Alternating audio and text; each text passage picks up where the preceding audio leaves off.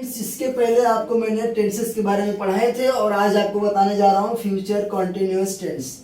और ये future continuous tense के भाई बिरादर यहाँ पे लिखा हूँ और इसे समझें। जब कभी भी whenever you will find in the sentence will or shall जैसे ही आपको दिखेगा आप बोलेंगे फ्यूचर टेंस। और बी का मतलब ये होता है कि सबसे पहली बात future is nothing only imaginary. Future के बारे में हम सिर्फ इमेजिन करते हैं, ऐसा हो सकता है वैसा हो सकता है, मालूम पड़ता है कि हमने जैसा सोचा उसका उल्टा ही हो सकता है।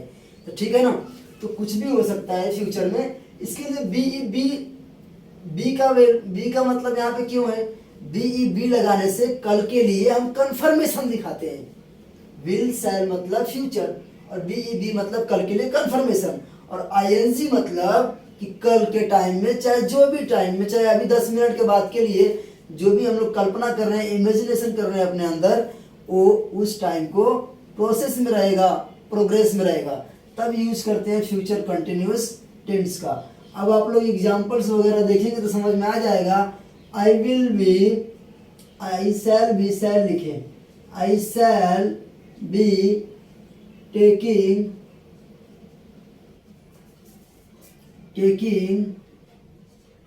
I shall be taking the test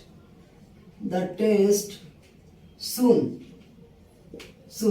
I shall be taking the test soon मतलब आप जैसे ही देख रहे हैं यहाँ पे कि shall आया तो आपको समझ में आ गया this is the symbol of future tense.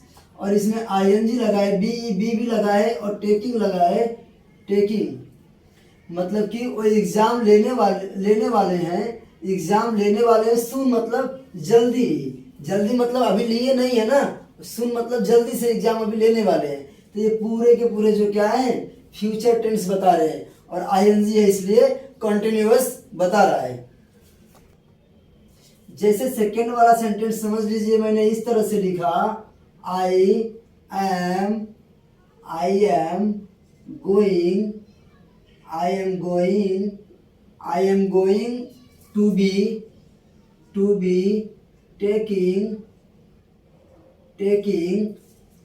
the test soon।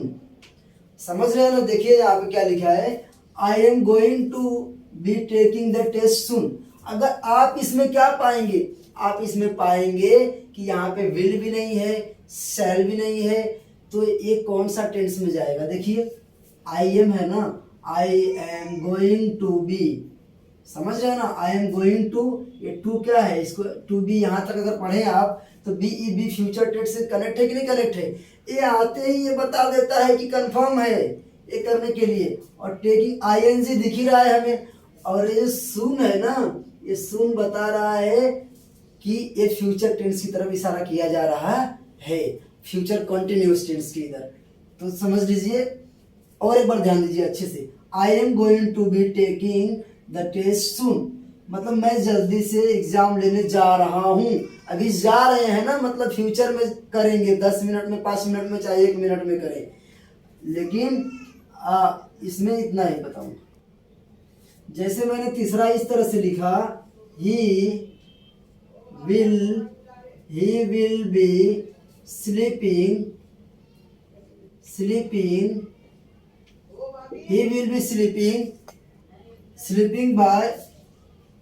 by 10 PM।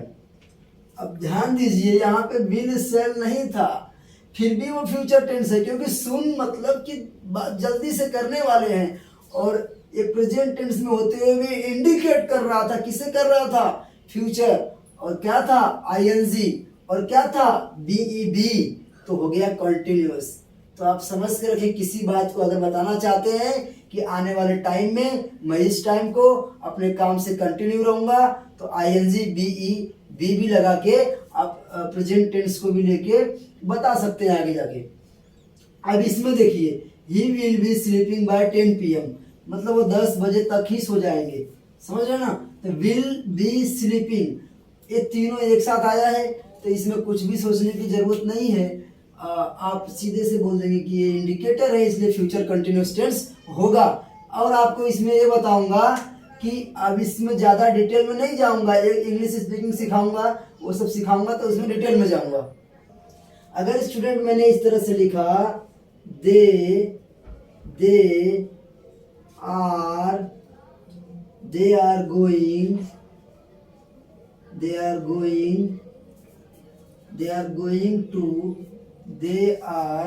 Going to B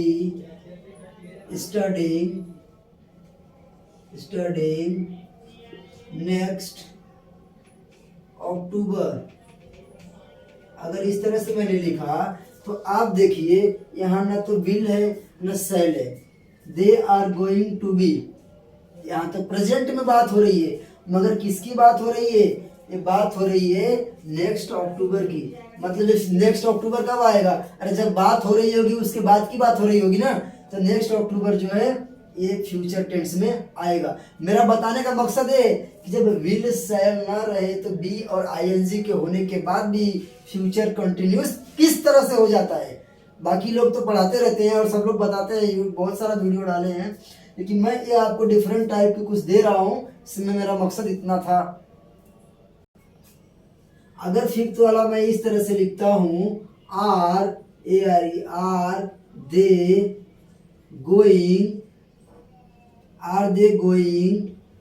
they going to be living there, समझ रहे हैं? इस तरह से अगर लिखा are they going to be living there, मतलब are they going to be living there. अगर इस तरह से लिखा तो ये भी क्या होगा? क्या वे जा रहे हैं लिविंग देयर, वहां रहने के लिए जा रहे हैं, मतलब अभी गए नहीं है ना। तो इसको अगर आप इस टेंस को इसे अगर आप क्वेश्चन बनाना चाहते हैं तो इस हेल्पिंग वर्ब को पहले अगर आप लिखते हैं तो ये क्या हो जाएगा? ये फ्यूचर कंटिन्यूअस टेंस का हेल्पिंग वर्ब के पहले लिखने पे ये क्या हो जाएगा? एक इंट्रोगेटिव भी बन जाएगा। तो मेरे ख्याल से आप लोगों को मैंने समझाने की कोशिश की। और आप ध्यान दीजिए are they going to be है ना, मतलब कि ये फ्यूचर में आने वाली बात के विषय में ही बात किया जा रहा है। टू तो ज्वाइन कर रहा है इन दोनों को, लेकिन बी जो है ये इंडिकेट कर रहा है। तो मेरे ख्याल से मैंने बहुत अच्छे से बताने की कोशिश किया कि विल शैल के न होते हुए भी क्या चीजें ऐसी होंगी जिससे आप पकड़ में लाओगे कि फ्यूचर कंटिन्यूअस टेंस में है। अब ज्यादा बड़ा करने लग जाऊंगा तो बहुत बड़ा हो जाएगा, तो जब बोर होने लग जाओगे। अब इंग्लिश स्पीकिंग सिखाऊंगा तो उसमें पूरा डिटेल में बता दूंगा आप लोगों को।